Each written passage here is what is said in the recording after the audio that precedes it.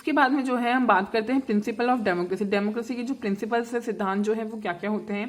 Democracy stand for some principles. Democracy जो है कुछ सिद्धांतों पे टिकी हुई है। दे आर, उनमें से है people have the power to elect their government, control it and remove it when it does not function properly. लोगों को इतना हक होता है, लोगों को मतलब जो कॉमन इंसान है उनको हक होता है कि वो अपना गवर्नमेंट खुद चूज करें, और किसके थ्रू, इलेक्शन के थ्रू वो चूज करें और उस पर कंट्रोल करें, और अगर वो उसको हटा भी सकते हैं अगर उनके जो उनको लगता है कि वो ठीक से काम नहीं कर रही है। तो people vote on the basis of universal adult franchise.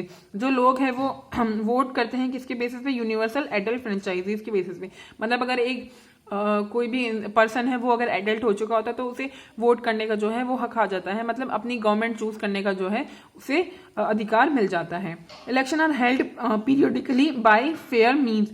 जो इलेक्शन है ना डेमोक्रेटिक कंट्रीज में क्या होता है, एक प्रॉपर टाइम पीरियड से होते रहते हैं, ठीक है, और बहुत फेयर तरीके से।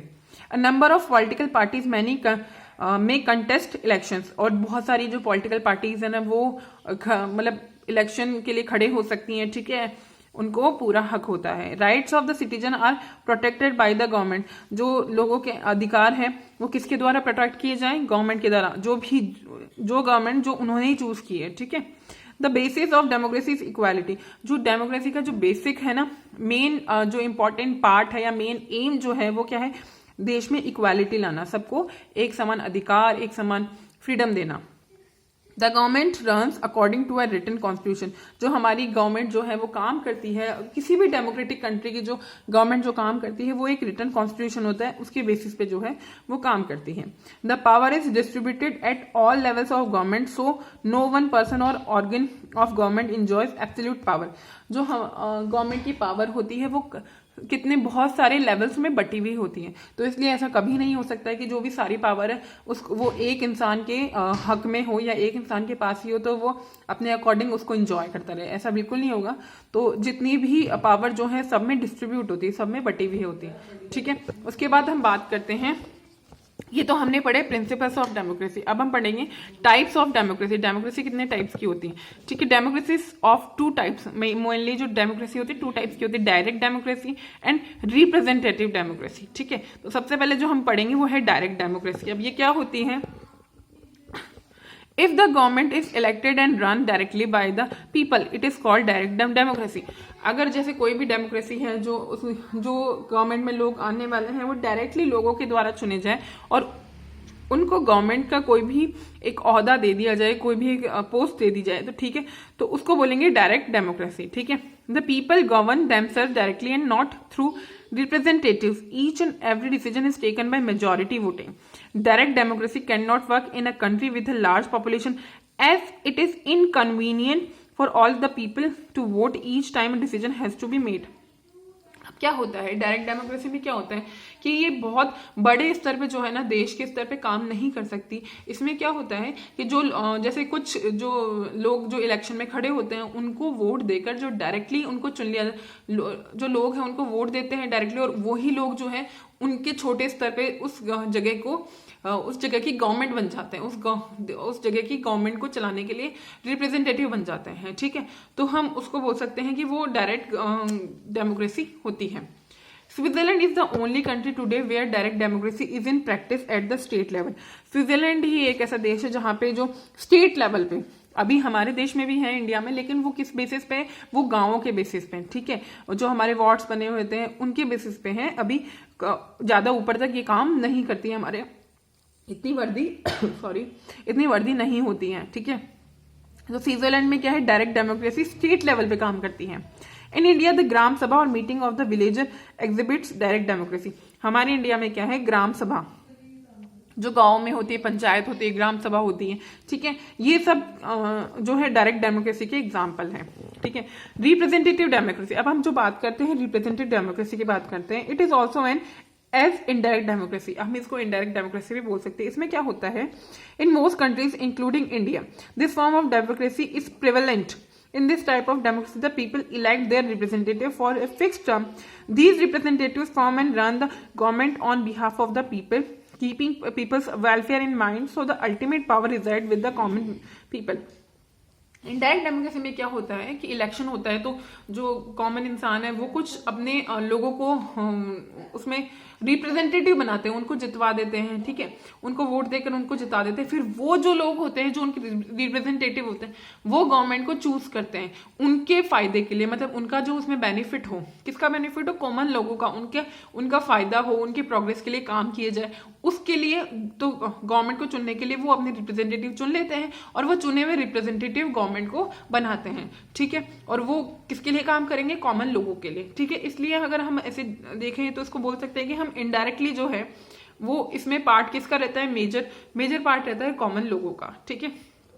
उसके बाद हम बात करते हैं पिलर्स ऑफ डेमोक्रेसी। डेमोक्रेसी की जो मेन पिलर्स है ना जिसपे डेमोक्रेसी बेस्ड है उसके बारे में बात करते हैं। These are some special elements of democracy that make it superior to all other forms of government. जो डेमोक्रेसी ने बहुत सारे ऐसे एलिमेंट्स है, उसमें बहुत सारे उसके ऐसे पार्ट्स हैं जिसके ऊपर वो टिकी हुई है और वो उसको सुपीरियर बनाती है बाकी जितने भी गवर्नमेंट के फॉर्म है उससे कहीं ज्यादा, ठीक है। These elements are also the essential factors for the democratic government to work successfully। अगर किसी भी डेमोक्रेटिक गवर्नमेंट को सक्सेसफुल होना है तो इन जो ये फैक्टर्स जो हम आगे पढ़ने वाले हैं, ठीक है, इनको अपनाए बिना एक सक्सेसफुल डेमोक्रेटिक कंट्री नहीं बन सकती है, ठीक है। तो हम जो ये हमारे जो फैक्टर्स है, जो हमारे एसेंशियल एलिमेंट्स हैं बहुत जरूरी, इनके बिना डेमोक्रेसी का मतलब एग्जिस्टेंस नहीं है, तो उनको हम पढ़ते हैं। सबसे पहले जो हम बात करते हैं वो socio economical equality. There is no democracy without equality. कोई भी डेमोक्रेसी अगर बनती है तो अगर उसमें इक्वालिटी नहीं होगी, समानता नहीं होगी, ठीक है, तो वो डेमोक्रेसी है ही नहीं, हम उसे डेमोक्रेसी बोल ही नहीं सकते। In democratic countries all the citizen enjoy equal rights. कोई भी डेमोक्रेटिक कंट्री जो होगी उसमें सारे जो लोग हैं उनमें इक्वालिटी होगी, वो उनको इक्वल राइट्स मिले हुए होंगे, उनके सबके जो हक हैं वो सेम होंगे। Therefore, a democratic society should be free from all types of discrimination based on caste, gender, region और language।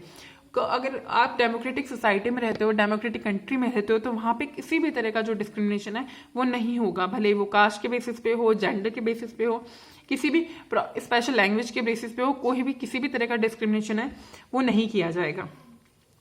All section of the society should receive equal benefits and take equal part in the development of the community। और समाज में जो जितने भी लोग रहते हैं, जितनी भी कम्युनिटीज रहती हैं, जितनी भी जो पार्ट्स हैं समाज के, ठीक है, उन सबको एक जैसा फायदा दिया जाएगा गवर्नमेंट के थ्रू, एक जैसे उनके राइट्स होंगे, ठीक है। Democracy means giving equal opportunities to all the citizen for getting education, earning a living, using public facilities etcetera, ठीक है। डेमोक्रेसी का मतलब ही क्या होता है कि जितने भी लोग जो समाज में रहते हैं, जितने भी लोग जो हैं कॉमन मैन हैं, उन सबको एक जैसा अधिकार मिले, किसका, शिक्षा प्राप्त करने का, अपनी अर्निंग करने का, जो उनके जीने का अधिकार है, जो उनको जो भी वो पैसे कमाने का जो भी उनको रास्ता लगे, ठीक है, वो उसे ले सकते हैं, कोई भी जो फील्ड में जा सकते हैं वो, यूजिंग पब्लिक फैसिलिटीज, और पब्लिक की जितनी भी फैसिलिटीज हैं उनको यूज करने का सबको समान अधिकार होता है। The rule of law should be equal for everyone. और जो भी कानून के जो रूल्स रेगुलेशंस है वो सबके लिए समान हो, मतलब अगर कोई पैसे वाला है तो उसके लिए कानून बिल्कुल भी फ्लेक्सिबल ना हो, ठीक है। तो ये सारी चीजें जो होती हैं वो हमारी डेमोक्रेटिक कंट्री में होती हैं। The judiciary should be provide equal justice to everyone. और जो जुडिशरी होती है वो सबके लिए एक जैसा जस्टिस करे, मतलब किसी ने अगर कोई भी गलत काम किया है तो वो कॉमन इंसान हो या कोई पैसे वाला इंसान हो, ठीक है, दोनों को वो सेम सजा मिले, ठीक है। तो ये जुडिशरी में भी कोई जो डिस्क्रिमिनेशन है वो नहीं हो, उसी को हम क्या बोलते हैं, डेमोक्रेटिक एक कंट्री बोल सकते हैं। It is also important not to have economical disparity in society. और ये भी एक बहुत जरूरी बात है कि इकोनॉमिकली किसी में ना भेदभाव ना किया जाए, कि अगर पैसे वाले को थोड़ी ज्यादा इंपॉर्टेंस दी जाए और जो गरीब इंसान है या मिडिल क्लास इंसान है उसको इंपॉर्टेंस ना मिले, तो ऐसा भी जो डेमोक्रेटिक कंट्री में नहीं होना चाहिए। No one should starve and no one should be denied the basic necessity of life। कोई भी जो इंसान है ना भूख से ना मरे, स्टार्व का मतलब होता है भूख से मरना, तो भूख से ना मरे। और ऐसा भी नहीं होना चाहिए किसी को है ना, मतलब जो बेसिक नेसेसिटीज है, जो रोज की जरूरतें हैं, उनसे वंचित रहना पड़े, उनसे मतलब वो उन्हें मिल भी नहीं पाए। There should be no gap between the economic section of society. और कोई भी इकोनॉमिकली गैप नहीं होना चाहिए, मतलब कि अमीर तो बहुत ज़्यादा अमीर होते जा रहा है और गरीब बहुत ज़्यादा गरीब होते जा रहा है, तो ऐसा बिल्कुल नहीं होता है डेमोक्रेटिक कंट्रीज में, सबको इक्वल राइट होता है। ठीक है।